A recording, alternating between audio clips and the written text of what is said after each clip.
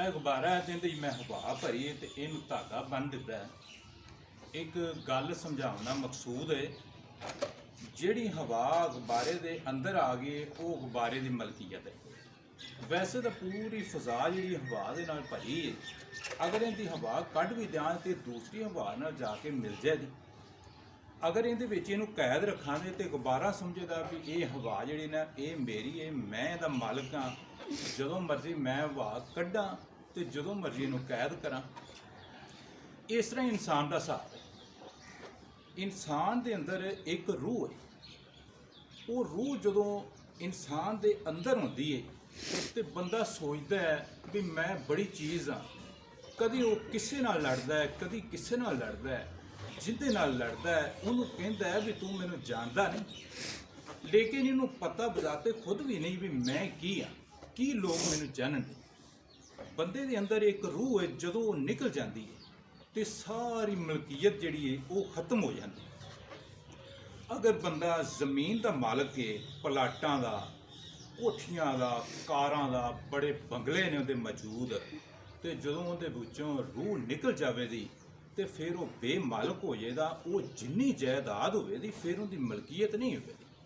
उनके मालक होर उठावे, कोई उनके पुत्र ले लेंदे जायदाद, धीआं भैनां, कोई माँ ले लेगी, कोई प्यो ले लेगा। जिमें जिमें हिस्से तकसीम होने वो जायदाद इस तरह वापस चली जाती, जिस तरह ऐस गुब्बारे के विचों हवा कढ़ दईए तो वापस चली जाती, मलकीयत नहीं रहनी।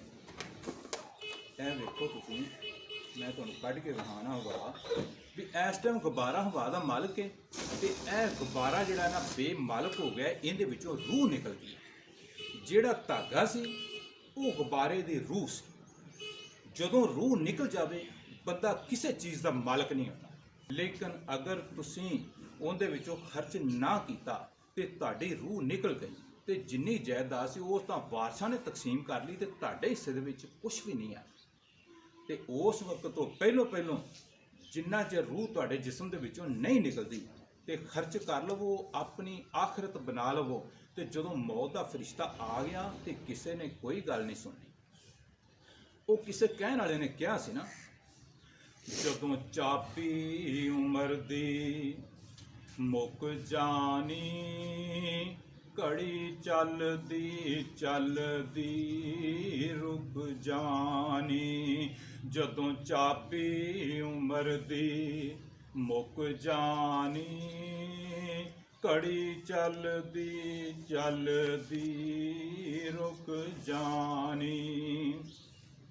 फिर डॉक्टर ते हकीम ने जिहड़े उन्हां दा भी कोई वस नहीं चलेगा।